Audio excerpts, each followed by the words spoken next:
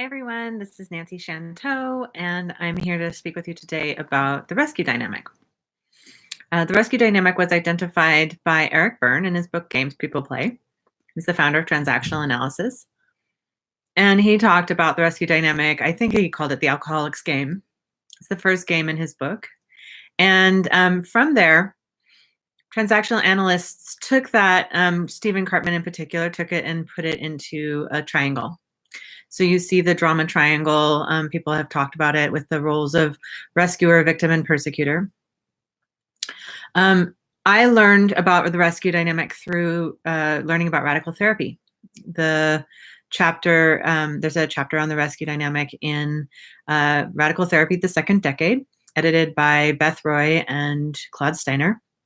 And in that chapter, they talk about the rescue dynamic and how rescue is a power play, how rescue is something that ends up happening between people when there's no time to negotiate. So we can't talk to somebody and say, hey, if I do this for you, will it work for you?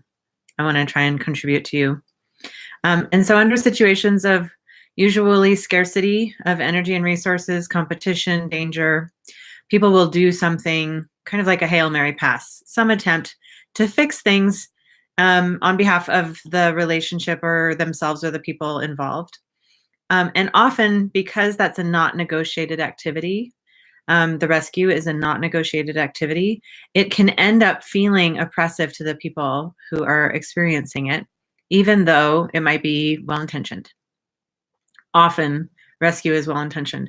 People who are rescuing often don't feel powerful, and they don't feel like they're doing harm. They feel like they're trying to help, and they are trying to help from a place of often a feeling of desperation. When we lose power, when we get depleted, we can actually end up rescuing because we don't have the energy to negotiate.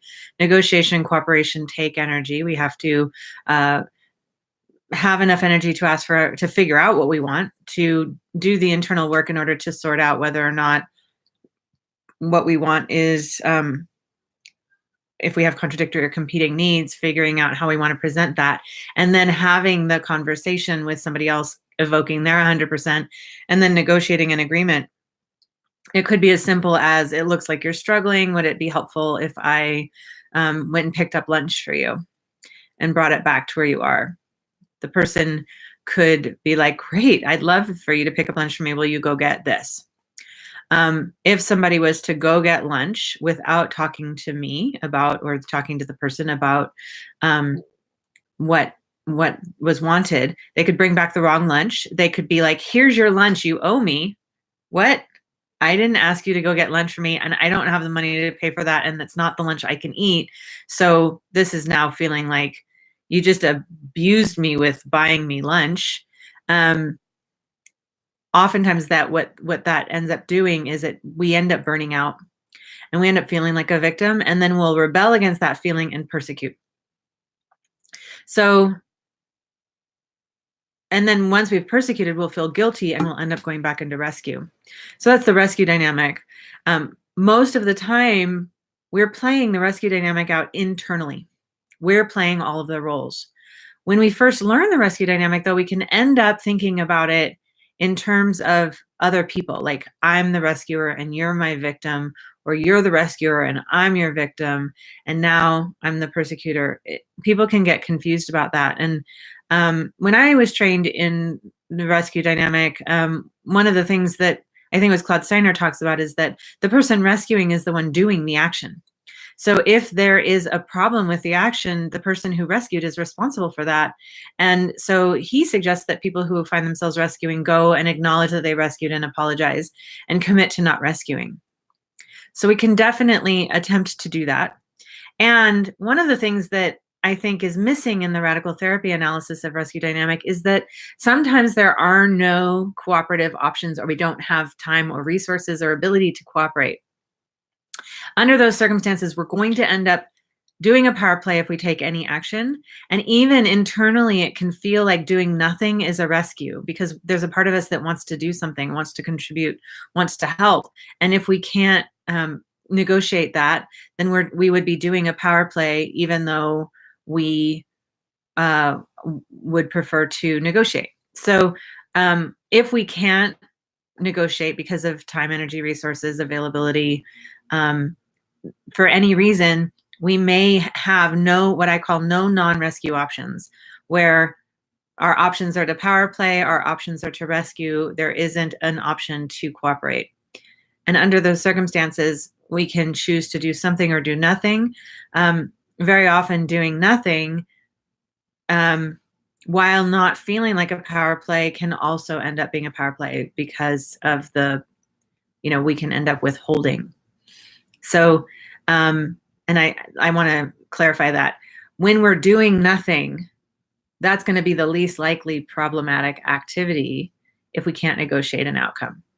And doing nothing may not feel like an option to us, so it produces a sense of internal rescue. So what I'd like to suggest is that we're not, from a skills for change perspective, we can't always negotiate. We can't always cooperate. The cooperative contract says ask for 100% of what you want 100% of the time, and then negotiate agreements, or no secrets, no lies, no rescues, and no power plays. We can't always cooperate. That's an ideal. Sometimes we don't really have an option that doesn't feel like a rescue. Not doing something feels like an internal rescue. Doing something feels like an external rescue. We end up feeling stuck. So what we want to do more than anything is, instead of making whatever we do wrong, we want to orient towards analyzing what happens. What is the transaction? What are our options that we're able to witness? And from that analysis, what course of action would we most like to take? By making it an internal choice, we're reducing the amount of power playing that we're doing, because we're having an internal negotiation. We're doing the work internally to look at our options and decide, I'm going to do this, knowing that there potentially, if I take this action without being able to cooperate around it, that I potentially could cause problems. I wrote about this on my Instagram post today, that we can say, I made this choice knowing that these are my choices that I was witnessing. There might be other choices that I missed, but this was my best understanding of what was available to me at the time as options. I chose to do this knowing that it could end up having negative repercussions. If it has negative repercussions on you, I'm available for accountability. I can apologize, I can repair, I can hear your feedback and take work on my accountability, and definitely take your preferences into account for any future interactions that we have, so that we're making our choice transparent. We're making the fact that we are consciously doing a power play transparent, and something that people can understand and be informed about. So even after the fact, we might say, I'm doing this thing, and it's going to I know that it will have an impact, and I'm hoping for the following impact, but it might not have that impact, and I will be accountable for the consequences, since not doing something was a choice. And if I don't do something, there's still ramifications to not acting. So not acting doesn't automatically protect us from the consequences of having power and taking action in the world. Very often, it's not a cut and dry line between do nothing, do something. The depletion scale, Julia Kelleher's depletion scale, comes into play with the rescue dynamic because rescue is inherently exhausting. There's a burnout factor. When we do something without consent, when we do something without negotiation and cooperation, we're spending our energy in hopes of getting a positive result, but there's no guarantee of that positive result. So once we're in that process of spending that energy, then we're spending that energy and doing an action that may not produce the results that we're hoping for. And so that can end up being depleting. In addition, depletion itself can produce a lack of energy to cooperate, and we might not be able to cooperate. So rescue might become one of our only options for action.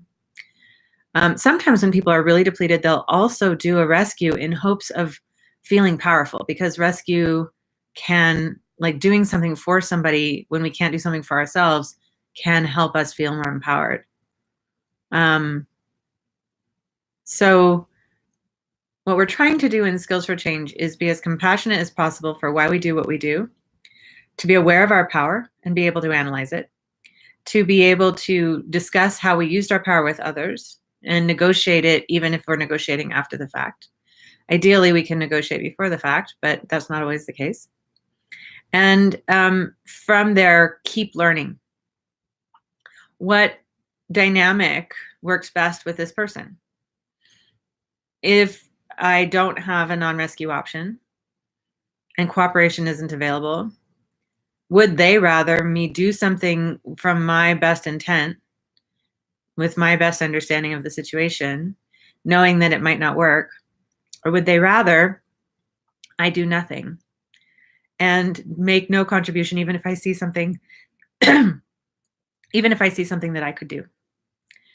And these two choices are not necessarily easy.